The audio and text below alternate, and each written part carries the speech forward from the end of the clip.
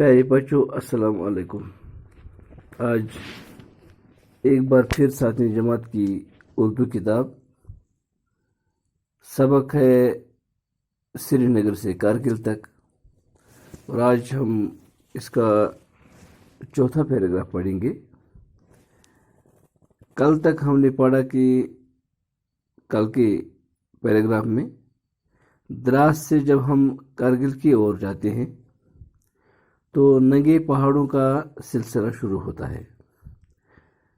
یہ شاہراہ دریائے دراز کے کنارے کنارے ہوتی ہوئی خربو نام کے گاؤں میں گزرتی ہے، یعنی پہلا گاؤں، اس کے بعد آتا ہے خربو۔ اس کے بعد ہم نے پڑھا کہ جب سورج کی کرنیں شام کو ان پہاڑوں پر پڑتی ہیں، سورج غروب ہونے کے وقت، تو ہمیں لگتا ہے جیسے سونے کی چادر چڑھائی گئی ہو۔ یہی حیرت انگیز قدرتی نظارے دیکھتے ہوئے ہم شام کے وقت کارگل پہنچتے ہیں۔ کارگل کے بعد لیہ کے بعد کارگل لداخ کا سب سے زیادہ آباد اور بارونق قصبہ ہے۔ یہ قصبہ ننگے پہاڑوں اور پتھریلی وادیوں کے درمیان بہنے والے دریائے سورو کے کنارے پر آباد ہے، یعنی کارگل دریائے سورو کے کنارے آباد ہے، اسی لیے اسے سورو ویلی بھی کہا جاتا ہے۔ اس کا دوسرا نام ہے سورو ویلی۔ سورو ویلی کارگل کا دوسرا نام ہے۔ کارگل کی اونچائی سطح سمندر سے تقریباً 2750 میٹر ہے، یعنی ابو سی لیول سطح سمندر سے 2750 میٹر اوپر ہے۔ یہاں کی ناقابل کاشت زمین کو قابل کاشت بنایا گیا ہے۔ پہلے یہاں کی زمین ناقابل کاشت تھی، یعنی اس پر کوئی فصل نہیں اگتی تھی۔ اب اس کو سائنسی دور اور ٹیکنالوجی کی وجہ سے اس کو قابل کاشت بنایا گیا ہے۔ کارگل کی آبادی کئی ہزار کے قریب ہے۔ جو کارگل کی آبادی ہے وہ کئی ہزار کے قریب ہے۔ سری نگر لیہ شاہراہ کارگل قصبہ کے بیچوں بیچ گزرتی ہے۔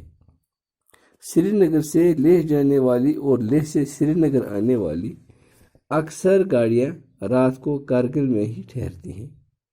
جو سری نگر سے لیہ کی جانب گاڑیاں جاتی ہیں اور لیہ سے سری نگر کی جانب آتی ہیں، وہ رات کو کارگل میں اکثر ٹھہرتی ہیں، جس سے اس جگہ کی رونق میں اضافہ ہو جاتا ہے۔ سیاحوں اور دیگر مسافروں کی آمد کی وجہ سے یہاں کئی ہوٹل اور بازار وجود میں آ گئے ہیں، یعنی چونکہ یہاں لوگوں کا رش رہتا ہے، ڈرائیور حضرات رات کو بیٹھتے ہیں، ٹورسٹ آتے ہیں، اس لیے یہاں پر ہوٹل اور بازار بھی خوب سج گئے ہیں، جس کا اچھا اثر یہاں کی معیشت پر بھی پڑا ہے۔ اور اکنامکلی معیشی طور یہ علاقہ یعنی کارگل ایک مضبوط علاقہ بن گیا ہے، ایک آباد علاقہ بن گیا ہے، اور اس کی معیشت پر بھی یہاں جو آمد رفت ہے اس سے بہت اثر پڑا ہے۔ کارگل میں ہر طرف بید کی درخت نظر آتے ہیں، ہر طرف بید کے درخت نظر آتے ہیں۔ ان میں سے یہاں کے لوگوں کی ایندھن اور چارے وغیرہ کی ضرورت پوری ہو جاتی ہے، یعنی ایک تو مویشیوں کے لیے چارہ ملتا ہے ان درختوں سے، اور چلانے کے لیے لکڑی بھی حاصل ہوتی ہے۔ اس جگہ چھوٹے سیب، خوبانی اور دوسرے پھلوں کے ساتھ ساتھ جوار اور گیہوں کی پیداوار بھی ہوتی ہے۔ یعنی کارگل میں عام طور آپ نے سنا ہوگا، کارگل میں خوبانی کے بہت باغ ہیں، خوبانی بہت پائی جاتی ہے، اور اس کے علاوہ سیب بھی ہے اور دوسرے قسم کے پھل ہیں۔ اس کے علاوہ جوار اور گیہوں کی بھی کاشت ہوتی ہے۔ یہاں کے پھل چھوٹے چھوٹے مگر بہت رسدار اور میٹھے ہوتے ہیں، کیونکہ میوہ جو ہے بہت چھوٹا ہوتا ہے لیکن رسدار ہوتا ہے اور میٹھا ہوتا ہے۔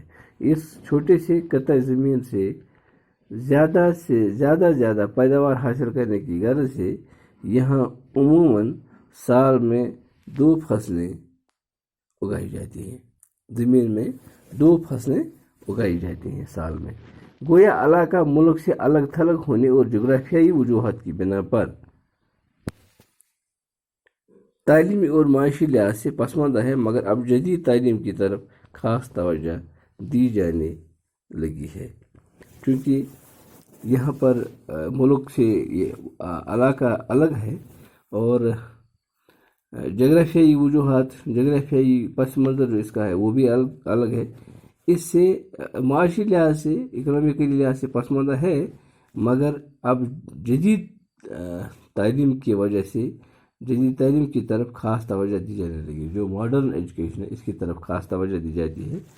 اب زیادہ سے زیادہ بچے اسکول جاتے ہیں، کیونکہ یہ پہاڑی علاقہ ہے، دور دراز علاقہ ہے، بچوں کو دور دور اسکول جانا پڑتا ہے، لیکن گورنمنٹ نے ہر جگہ 1-1 کلومیٹر پر اسکول تعمیر کر کے یہ سہولت فراہم کی ہے کہ اب چھوٹے چھوٹے بچے بھی اسکول جاتے ہیں۔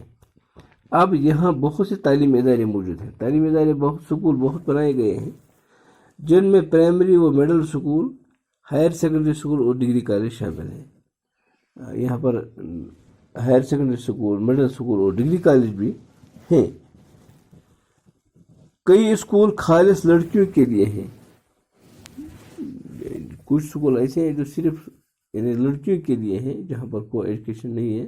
کو ایجوکیشن عام طور پر اس کا رواج ہے، عام طور پر اسکول میں بچے اور لڑکے اور لڑکیاں پڑھتے ہیں، لیکن کئی ہم نے کیا کیا ہے کہ صرف لڑکیوں کے لیے ہی اسکول بنائے گئے ہیں تاکہ یہ سہولت بھی فراہم ہو۔ آج کے لیے اتنا ہی، کل اور پڑھیں گے۔ خدا حافظ۔